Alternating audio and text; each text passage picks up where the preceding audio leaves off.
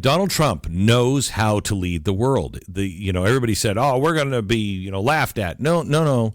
The leaders of the world respect the president. They may not like him, but they respect him, and he is leading the world. When you have, I've never seen this before, Sean. I don't know if you saw, you always see the picture when they're, with a G8 or something. Everybody is together and they take one picture. They call it the family photo. I've never seen the president have a photo line with kings and prime ministers in the line. I've never seen that until, last week. And they waited. That line was a 30-minute wait. And the king of Saudi Arabia waited in that line to take his picture. I mean, this is true American power at its best, making deals to try to get everybody together on the same page. He understands the Middle East, I think, better than any other president has understood the Middle East. All right, guys, we have made it over the hump. It is Wednesday. I'm excited already. I'm already excited for the weekend.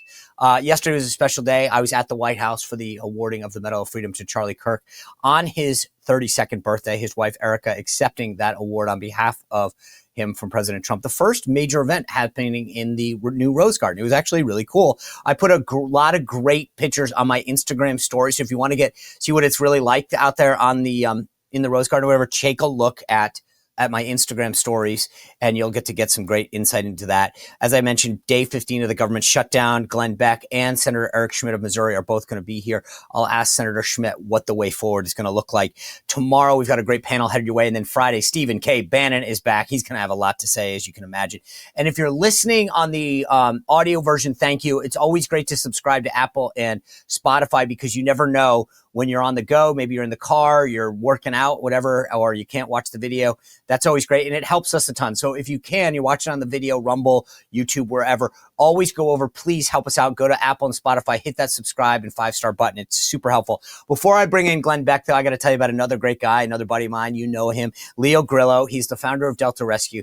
I love what Leo Grillo and Delta Rescue do.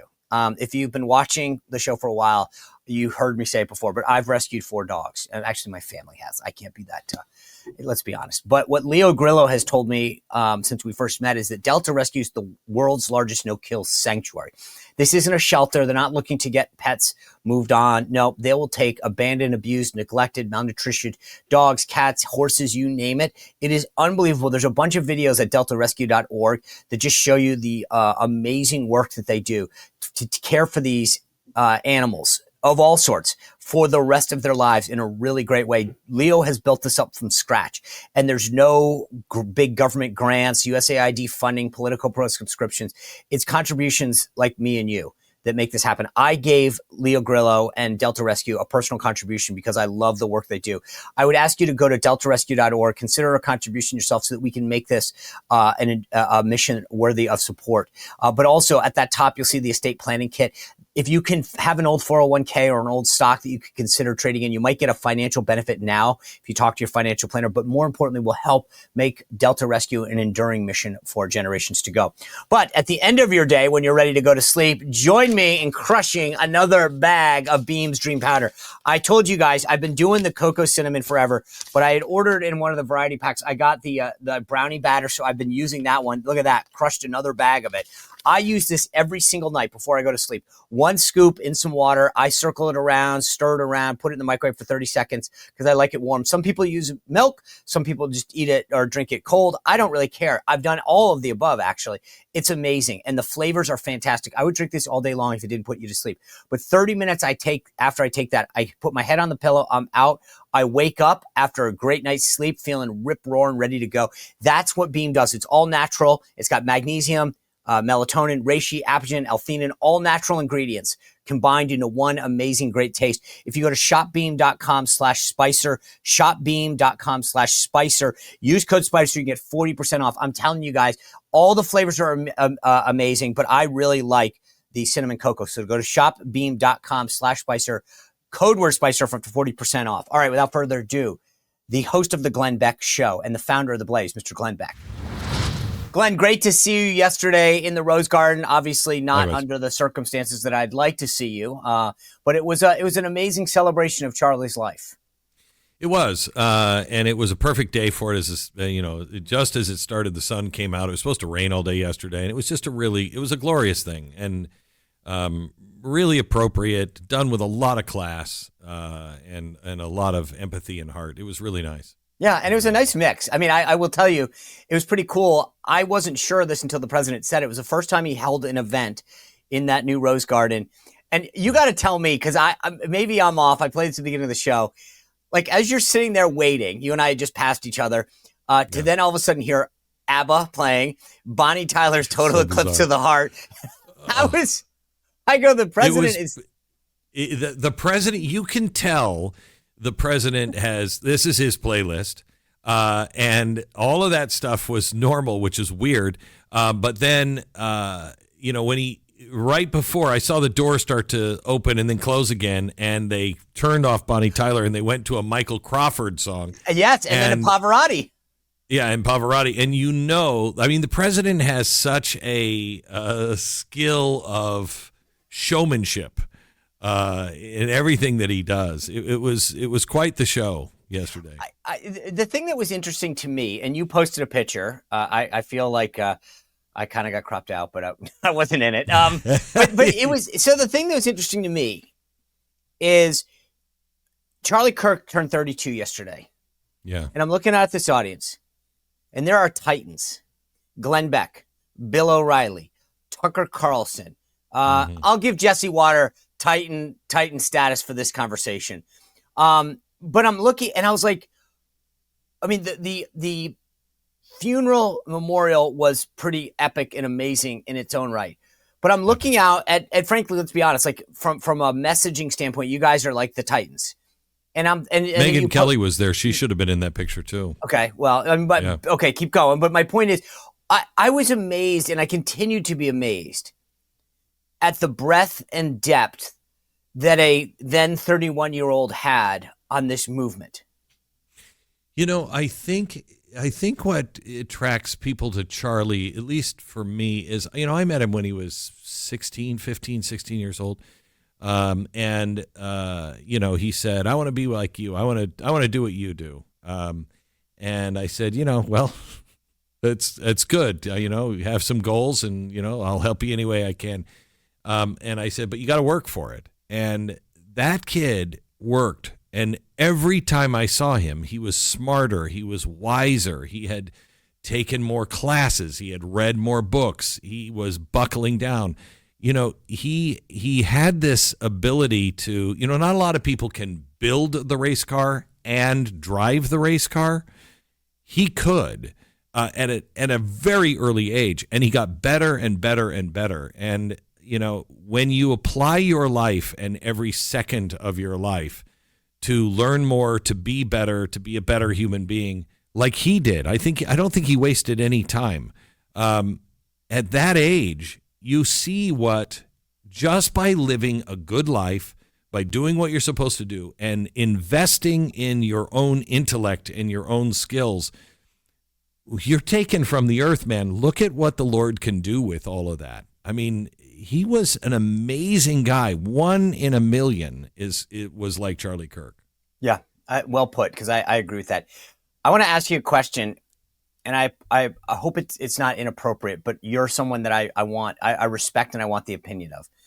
I have largely ignored the noise, and that's what I'll call it, from people like Candace Owens, who have injected some controversy into Charlie's beliefs, his faith.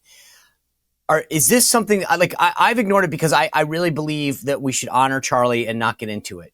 But I don't know whether there's some merit. It should be looked into. Like, there are some points that are bringing up. Should we be looking into these issues? Should we ignore it? Should we give it credence? Like, what is your advice for those, like, people like me that are trying to figure out, should we just honor Charlie? Should we look at these issues that are getting brought up? Or is it, hey, don't go there? Well, I don't believe that any topic is off limit in investigation, in an honest search for truth. Charlie was a peacemaker, and he was trying to hold everybody together. And he was friends with Candace, and didn't want to do anything to spoil a relationship with Candace. I want to keep. Tucker and I disagree on things. We talked yesterday, and I said, we disagree on things, but we have to stick together. We have to be able to disagree with each other in public and have a decent debate with one another, and not burn bridges between each other. We have to, otherwise we're going to blow everything up and it's going to be over. So I don't want to get involved in any of that. I filled in for Charlie at the University of North Dakota, and I was very disturbed to hear some of the things that were coming out of some of the students. It is this virulent anti-Semitism. And look, I want to make sure everybody understands, you can disagree with Israel. You don't have to support Israel. You don't have to like their war, how they fought their war. You can think they're doing things badly, et cetera, et cetera. And you can, I think personally, Israel can stand on its own 2 feet. We can sell them things, but I don't want to fight their wars, and I don't want to fund it. I don't want to fund anybody, quite honestly. But there's a difference between that and saying Hezbollah and Hamas is good, or as some of these students said to me, how can you even prove? What's your proof that Hamas killed any of those people on October 7th? That was a little shocking. Yeah. But they brought up things to me like the USS Liberty.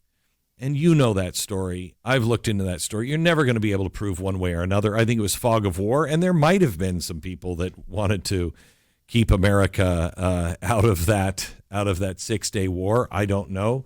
But, everybody's done that. APAC is another one. I think the law should be changed. I think APAC should be, under FARA. But I also think, the Cuban American should be under FARA as well. There's lots of these organizations that aren't under FARA. The world has changed. We should probably look into that. Whatever it is, I want everyone to play by the same rules. That's all I want.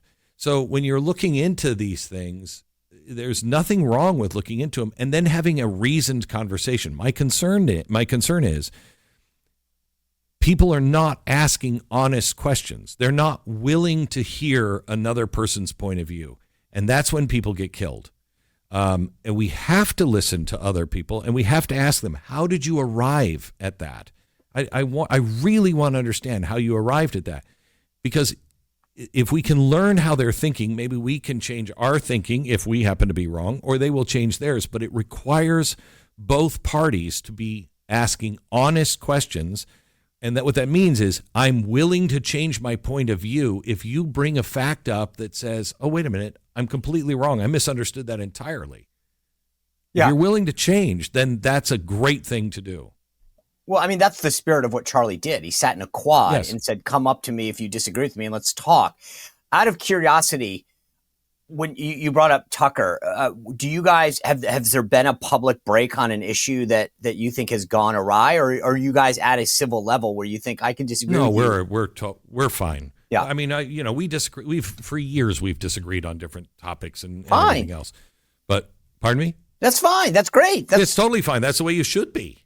That's the way you should be. That's. I mean, how boring we would all be Democrats if we were forced to believe exactly the same things. By the way, you posted something that sort of crystallized what I was thinking yesterday as I was sitting there watching the ceremony.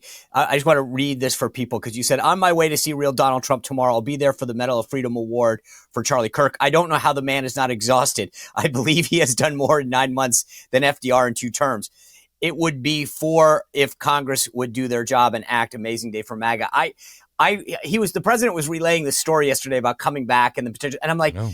I don't think people fully appreciate. He left on Sunday, landed in Israel, greeted the hostage who had just been released, addressed the Knesset, got back on a plane, flew to Egypt for the signing deal, got back on a plane, flew to the DC, landed, greeted the Argentinian President Milei, had a bilateral lunch meeting with him, and then presented the Medal of Freedom at slightly after 4 o'clock at that point. And I was told had zero sleep for 36 hours. I mean, listen to my voice. I'm so tired. I flew back, just from Washington, and I'm tired. I don't know how this guy does it. He is He is superhuman. As he said, it's all genetics. And I think with him, it is. It's just genetics. He's superhuman. How do you think, speaking of that peace deal, I'm still trying to, like, I know the media is already trying to tear it apart. Oh, it'll probably not last. But how big of a deal? I still am amazed at the disparate groups that came together, right? You've got these Arab countries, the Europeans, Hamas, Israel, the United States. I don't think people fully appreciate the magnitude of what it took to get all these people in a room, even for 10 seconds to agree, never mind, hopefully, for a lasting peace. I don't believe there's going to be lasting peace over there for, hopefully it lasts, a year, 2, 5 years. I don't know. But I mean, they've been at war with each other forever. But I do think there's a fundamental change, and it requires the American leadership. I mean, Donald Trump knows how to lead the world. Everybody said, oh, we're going to be, laughed at. No. The leaders of the world respect the president. They may not like him, but they respect him, and he is leading the world. When you have, I've never seen this before, Sean. I don't know if you saw, you always see the picture when they're, with a G8 or something. Everybody is together and they take one picture. They call it the family photo. I've never seen the president have a photo line with kings and prime ministers in the line. I've never seen that until, last week. And they waited. That line was a 30-minute wait. And the king of Saudi Arabia waited in that line to take his picture. I mean, this is true American power at its best, making deals to try to get everybody together on the same page. He understands the Middle East, I think, better than any other president has understood the Middle East. And he is able to show the real problem is Iran. And we all know in the Middle East, Israel knows it, Saudi Arabia, Egypt, you all know that. So let's come together and build in Gaza what can be done, bring it into the future. Let's stop all this warring and build something worthwhile and keep Iran at bay. And yet in his speech, he did not tear Iran apart. He said, we welcome you to the family of nations. Just stop this stuff. And we want you to be prosperous as well. And, that is very appealing, very appealing. Can I ask you something, Sean? I'm really struggling with what's happening with the Pentagon and this new rule on the press. Where do you stand on that? What are your thoughts on that? All right, so I'm going to give the standard disclaimer. My views are mine and mine alone, and not those of the Department of Navy, the Department of Defense, because I continue to serve, so I have to be careful. But here's what I don't think people fully appreciate, Glenn. Have you go to Washington once in a while? I know you're down there safely in Texas, and I wish some days I spent more time down with you. Yeah. Have you ever been to the Department of Education or the Health and Human Services or whatever? Uh-huh. Okay. When you walk in, do they let you walk around wherever you want? No. Okay. When you go to the Pentagon right now, if you applied for credentials, the Glenn Beck program or the Blaze, whatever, and you said, I'd like a press pass. Here's, I own the Blaze, but I'm going to send a correspondent or whatever. They would get a badge and then they could walk freely about the Pentagon. The same with the badge. With the badge, the same way that when I was stationed by themselves, when I was stationed at the Pentagon 3 times, same deal. I had a different badge. It was a Pentagon work badge versus a press badge. And I could go basically all the same places the press could go. Obviously, when you got access to certain secure areas, that would be on a need to go basis. But my point largely is, so I worked in the chairman's office, joint staff. They could walk into that office. They could walk right up to my desk. When I worked for the Office of Secretary of Defense, they could walk into my office, walk up to my desk, right? Literally up to my desk. Now, I've been to Mercury Studios. Could I walk in right now and do that? No. Okay. I know, because I've been there. You guys have someone at the front desk. They ask you to sign in. They take your picture, right? Standard security stuff. Escort you in. What Secretary Hegseth did at the Department of Defense is, number one, say that you have to have a badge. It has to be visible. You have to be escorted in non-secure place, in non-whatever. And then the big controversy, of course, is what they're additionally asking them to do, which is to say, if you solicit classified information, you cannot go out and solicit classified information. I think those are reasonable. And again, all it's saying is if we're going to give you access to the building and you're going to be able to go up to places where you will have potentially access to individuals who have classified information, you cannot go up to them and solicit classified. Here's my question. The question that where I think it crosses a line, if I understand it right, is that I have to have my story vetted. If anything in there is not officially released by the Pentagon or by the government, then I'm breaking the law somehow. And that we'd never have any whistleblowers. We'd never have any stories in the news. If something's going wrong, we have to have a press that's able to do that. I want responsible press, but where is how do we solve that without saying everything's got to be approved And by the I think the line for me is here. I agree with you, right? I want a press that says, hey, are you wasting money? Are you doing something nefarious or illegal? And I want you to blow the whistle on that. Where I think, and again, I have not looked into the depth of these. I haven't actually seen the actual document they have to sign. Right. My understanding, as it was explained to me, is to say, if we're going to give you access where you can come into our building and go up to these individuals, which is what they would have, then you have to promise that you're not going to solicit information that's illegal or classified that you wouldn't be able to get outside the building. So if the Washington Post wants to stand outside the Pentagon or make 10 phone calls or walk down the street and go somewhere, they have absolutely every right to do that. The exchange is, if you want to come into the building and you're going to solicit information that's illegal or classified, you need to then tell us if you're going to run a story and it has to do with that. That I see where they're going, which is you don't want to sit in the building. You can't do that at the Department of Health and Human Services. I can't go into Mercury Studios and start soliciting your employees for intellectual property or, okay. Right. But I can stand right outside your office. I can stand down the street and you can't do anything about it. I agree.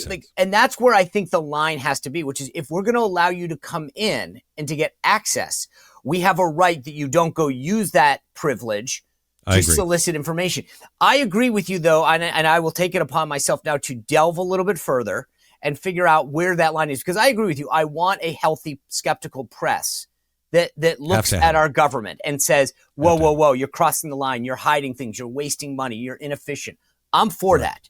But I don't want to trade this access for I get to come in. And like I said, if I came into your building and got a visitor's pass that I'm going to be on the Glenn Beck show today, and then I started using that access to walk around and knock on people's offices and say, hey, can I ask a couple questions about how Glenn does business? And could you share with me some of the payroll? You would not be invited back. You would never come in the building again. Right. Yeah, I agree with that. 100%. So that's where I think the line is. And that's where I will follow up on that. It's a very good point, because we need a free and skeptical and healthy press. Yeah. Well, when you find that out, call me. I will. I'll do that. I will. I'll actually get. I think I know some people. I think you do. So I want to get back to your show, though. And you guys have done. The president mentioned this yesterday in his speech, but you guys on your show and The Blaze have done some amazing work getting to the bottom of Antifa. And I want to know, like, what fascinates me, and the president brought this up yesterday in terms of the funding of Antifa, who's behind it. In your investigation and deep dive into Antifa, have you guys started to uncover who's behind all this? I'm not at a place that I'm comfortable in saying yes on that yet. We have found, obviously Soros fingerprints on some things, but I can't get closer than the people that are supporting, for instance, the people who are, sending the lawyers out, and they've got lawyers on the ground. Well, is that something that is illegal? They're supporting freedom of speech, I guess. I really disagree with it, but I don't think that's illegal. We haven't gotten to the place yet to where we can point the finger and say, those are the people that are, putting the bricks down. I think I was talking to Peter Schweitzer this morning about this, and I think there is, a R.I.C.O case that is eventually going to be made. We're currently working with several researchers now. We're going to do a special in January, late January, early February, tying all of this together, because the R.I.C.O statute can come into play here, because there is enough evidence. I'm just not comfortable sharing it yet and knowing that it's accurate. There is enough evidence out there to show that this has been a long-term plan. And the other thing about not being comfortable tying it directly to the streets, there are going to be ties there, but I think we also have to understand the left is winding unstable people up.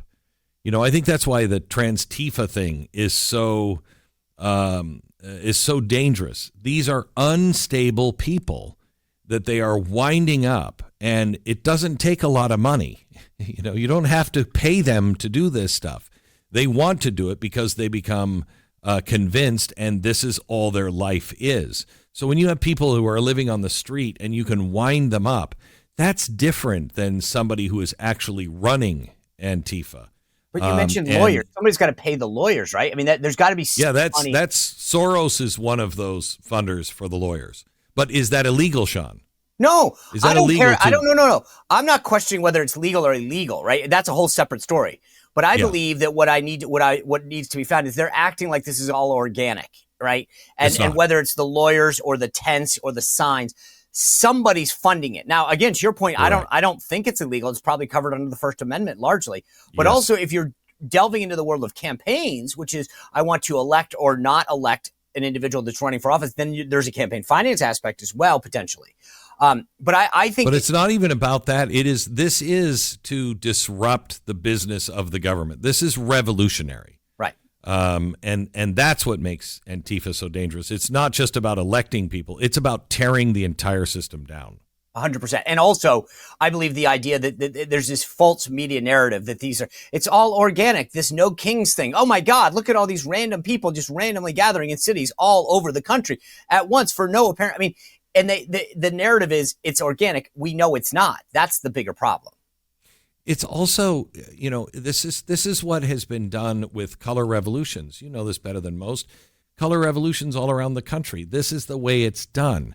You go in and you train activists to go and do their thing. You just provide training. That's all you're doing. You provide training and they go do it. And you've seen it now in Nepal, just overturned with a leaderless coup is what they're calling it in Nepal. And it was done mainly online, done with Gen Z people that are out on the street. And it's spreading. There's like 8 different countries now that are having this in Africa and Asia, and it is all leaderless. This is a very well thought out, well planned thing, just like Arab Spring. Everybody said that was leaderless. No, we know the United States now is involved, funding, and Facebook was behind a lot of what happened in the Arab Spring. There are people that are enabling these things and teaching these things.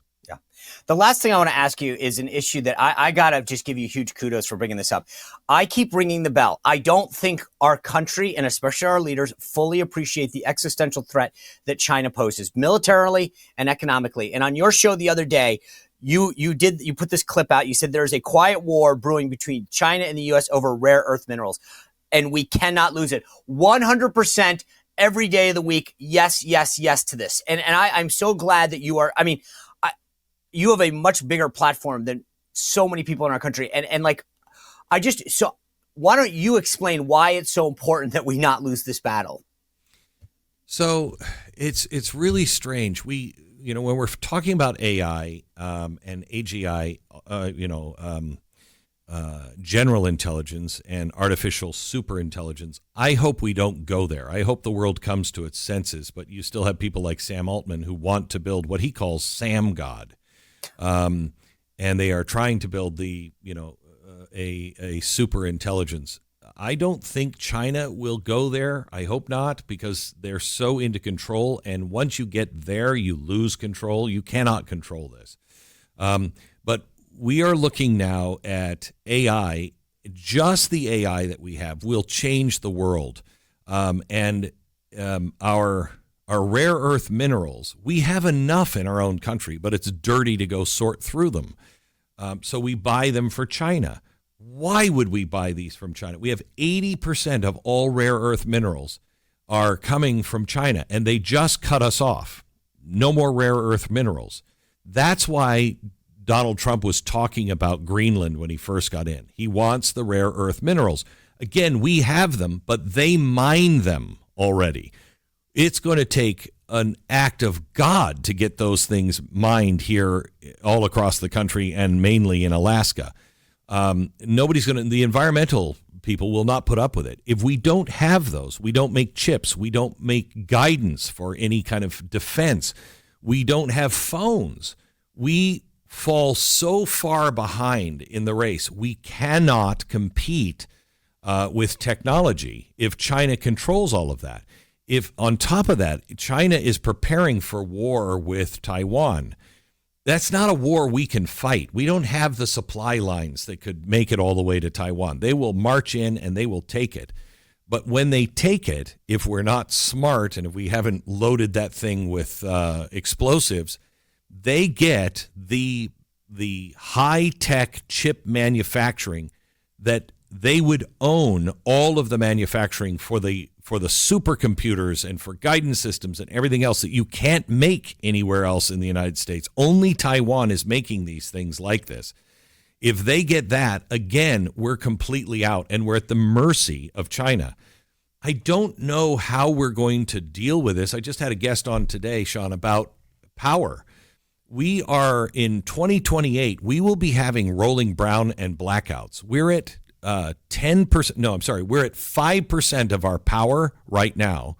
By 2028, we're talking about building these server farms, and they're talking about I think it's a 1 gigawatt, I can't remember, of power plants. That's what Denver needs to run. And that's one server farm. They're talking about 2, 6, and 10 gigawatts server farms. We don't have the ability to do that. We have to get very, very serious. If we want to compete, we have to get more serious than we are, and we have to have discussions with the mainstream. All of these decisions are being made at the corporate level and at the presidential level. They are going to affect everyone's job, their life, their power, the way we live our lives. It has to be brought down to the level of the average person. So we are also charting this course together. Yeah. Glenn Beck, always appreciate your insight and time. It was an honor and a pleasure to see you yesterday under unfortunate circumstances. And thank you for being with us once again. Thanks, Sean. Amazing conversation with Glenn. I want to bring in Senator Eric Schmitt to talk about that government shutdown and the way forward. Without further ado, the senator from Missouri. Senator, welcome back to the show. Thanks for being with us. Good to be with you, Sean. All right, day 15 of the Schumer shutdown. I don't see the path forward. They're dug in. They want to go to this No Kings conference this weekend. It seems to me simple, right? Which is at some point we say, we stop the shutdown, you get the vote. How do you see the path forward? Well, it's like Groundhog Day right now. I mean, we're going to every day we're voting to reopen the government. The Republicans, and you know this, and your audience knows this, we're not asking for any partisan riders. We're not asking for more spending or less spending. It's just level spending until we finish the appropriations bills. Give us time, like 7 weeks, to go do that. It's, under any circumstance, that's totally reasonable. What the Democrats, what their actual counteroffer right now is 1.5 trillion more in spending, healthcare for illegal immigrants, undo all the rescissions so the money for Guatemalan sex changes and all that crazy stuff goes back in. They want to defund the rural hospital fund that we put in the one big beautiful bill. All that stuff. It's not serious. But I think that, if you really want to understand what's going on, it's really this psychological impact of Trump derangement syndrome. The left has been radicalized, and they don't want Democrats to compromise or do anything that could be perceived as helping Trump. Schumer's worried about AOC, and that's a real problem. And so, yes, there's this No Kings rally in Washington and in spots across the country. I don't think they want to be viewed as capitulating before then. So the best hope is that maybe it's next week. But, Republicans, the thing about it is there's nowhere else for us to go. This is the exit ramp. The exit ramp is a clean CR, and that's where we're at already. So, but you can see the media, the legacy media twisting themselves in knots. If the shoe were on the other foot, this would be a Republican shutdown. and they're trying to characterize it as something else, some sort of negotiation for something else. That's just not the way it works. Let's just say hypothetically they come to their senses and say, fine, we open up the government for 2 weeks, 3 weeks, whatever. But you guys got to agree that we deal with this ACA thing, the Obamacare subsidies. What is the Republican position? What's the Eric Schmitt position on these healthcare subsidies? Well, there's a few things happening at once. So let's just say that that's what they arrive at is their actual ask. One thing that's important to note is the Democrats are finally admitting out loud that Obamacare has been a disaster for working families, right? It's broken. Healthcare costs have gone up. They've doubled since Obamacare. The promise was you could keep your doctor and healthcare costs would be under control or lessened. That's not happened. So it's an admission on the first part.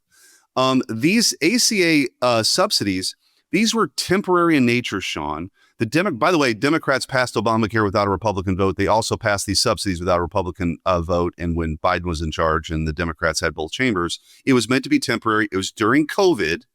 And it was a subsidy for those making over 400% of the federal poverty level.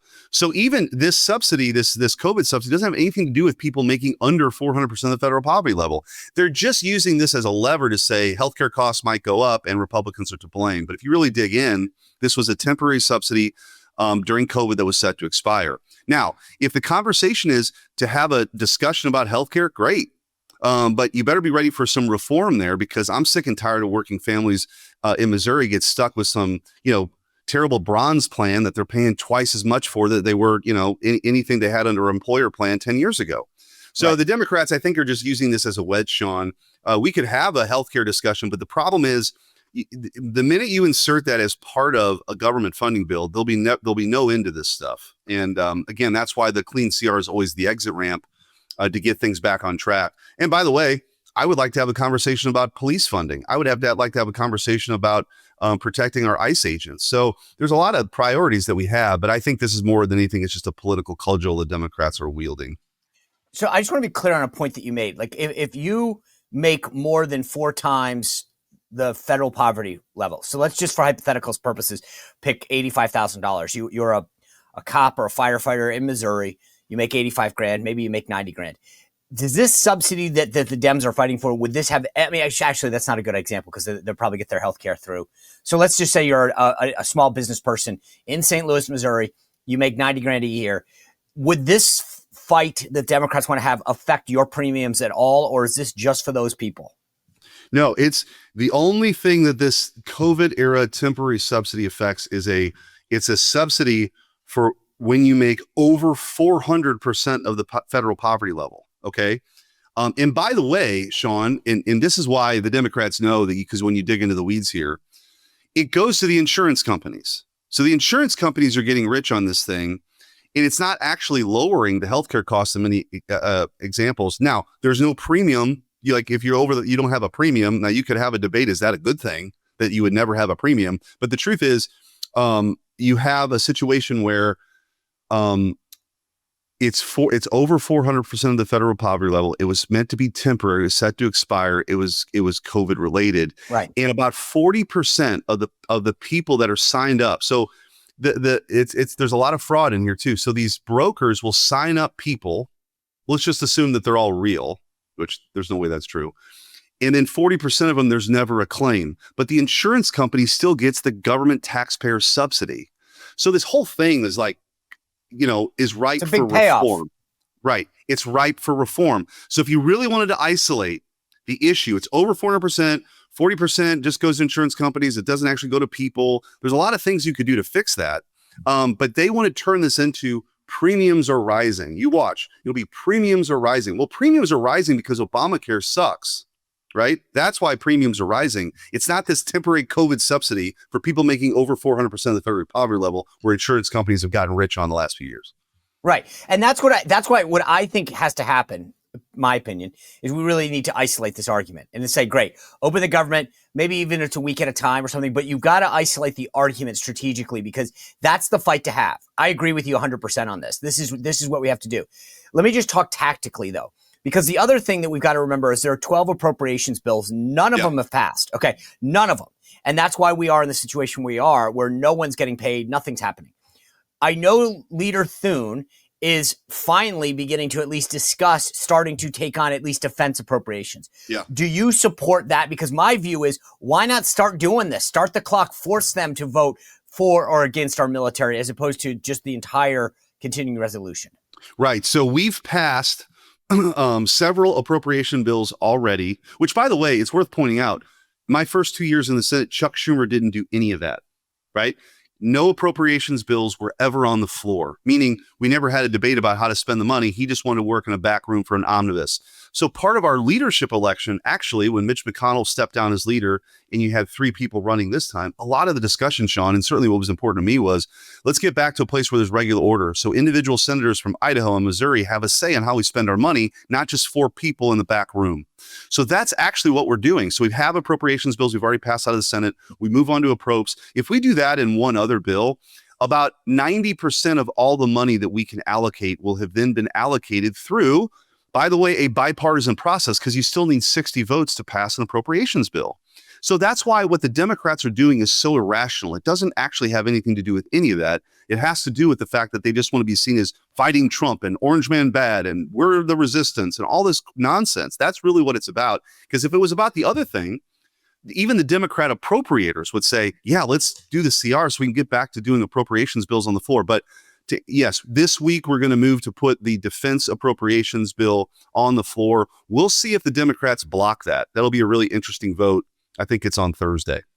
So do you believe, I mean, just overall, do you believe tactically and strategically that you guys are handling this the right way, right? I mean, in terms of, I think you should be voting as many times a day as possible, just forcing that vote, calling out what you're doing. But like, do you agree with the strategy that you guys, because the ball is in your court, like Hakeem Jeffries is running around like he has some role in this, which he doesn't.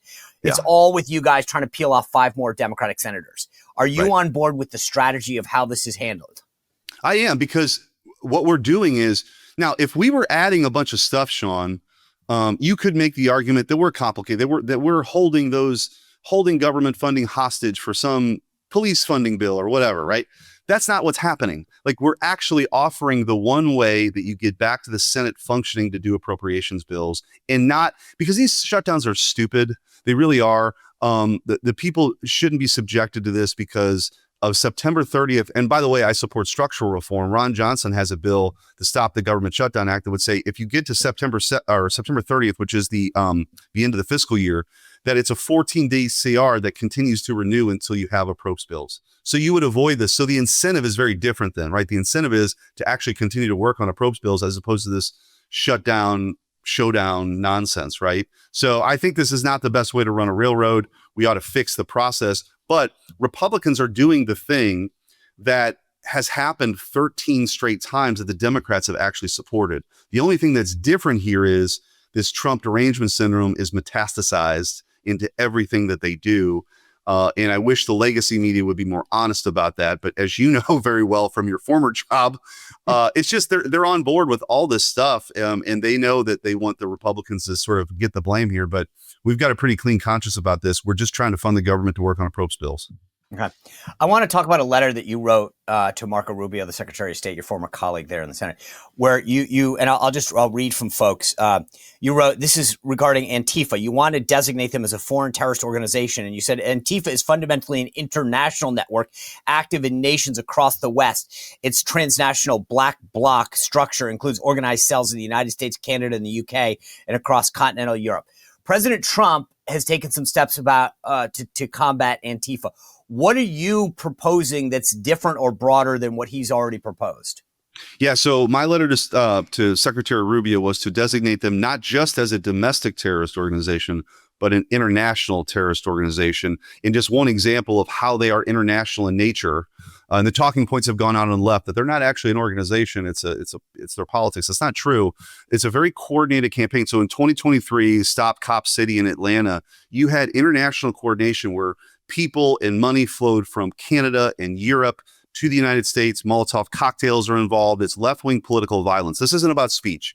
This is about violence and the apparatus that's been created to do those things, to drop off things for people, to have a network of safe houses, which is what they have. You'll notice in Portland, what happens is they'll pop out, they'll do damage, they'll attack law enforcement, they'll try to firebomb a federal building, and then they pop into a safe house. Well, that's a very coordinated activity that's like a terrorist organization. And so they're meant to do violence. They are enemies of the United States of America, this organization. There's no doubt they want chaos and they want anarchy. And we ought to treat them like that. And so, this isn't, to me, it's never about political speech. Everybody's got a right to speak their mind, but you don't have a right to harass ICE agents. You don't have a right to try to endanger their families. You don't have a right to Molotov cocktail federal buildings. And so when President Trump sends in the National Guard, what's he doing? He's saying, we have an interest in protecting those federal assets and allowing those federal agents to do the things they're supposed to do, like deportations. That's what ICE is supposed to do. These are human beings with families. And this is just a further radicalization of the left. So the proposal would be to not just be a domestic terror organization, but an international terror organization, which allows you to then go after, especially the financial ties that are international. Yesterday in the Rose Garden, President Trump brought up sort of this idea of who's paying for it, the funding of it. You're a former attorney general. I mean, this is the kind of stuff that you guys look into, right? It's not a one-off. His point yesterday was, hey, all the signs look the same, all the tents, so someone's funding it. If you put your prosecutor hat back on for a second, what do we need to get at to really tackle Antifa?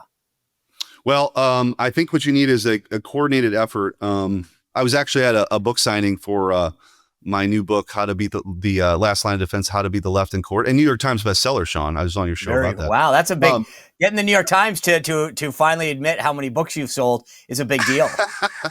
I know it's a higher bar for conservatives, I think, but somebody asked me, if you were AG now, what would you do? And this, I think, is the next front. So I think there's a federal response, whether it's Treasury looking at these international connections between these NGOs. One of the reasons why the left was lost their minds over USAID, being defunded to a large degree, is that was sort of the mother's milk of a lot of this. It would go to some, the Peace Institute or some innocuous name of an institution, then would find its way to all these radical groups through their grant funding. But you got to get at the money. That's what Treasury could do. Department of Justice and the FBI can start to disrupt these terror cells that exist in many cities that pop up when there's ICE agents somewhere. I think that would be an important thing. And I also think there's a role for state attorneys general to look at those who are registered as nonprofits that are engaged in this kind of activity too. So I think you have to take this pretty seriously because the lengths at which Antifa will go to disrupt the legitimate efforts of law enforcement is pretty scary. And I think we just got to get a handle on it. Yeah.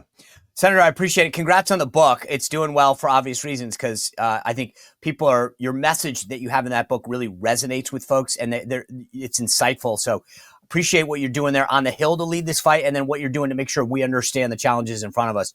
Thanks for all your hard work. Thanks for joining us again. Thanks, Sean. Good to talk to you. All right, guys. Thanks for tuning in. As I mentioned, great panel discussion tomorrow. And then on Friday, Steve Bannon. Thanks for being with us. We'll see you back here tomorrow on the Sean Spicer Show. Well, if you enjoyed this content, make sure to like this video, subscribe, and click the notification bell to get more.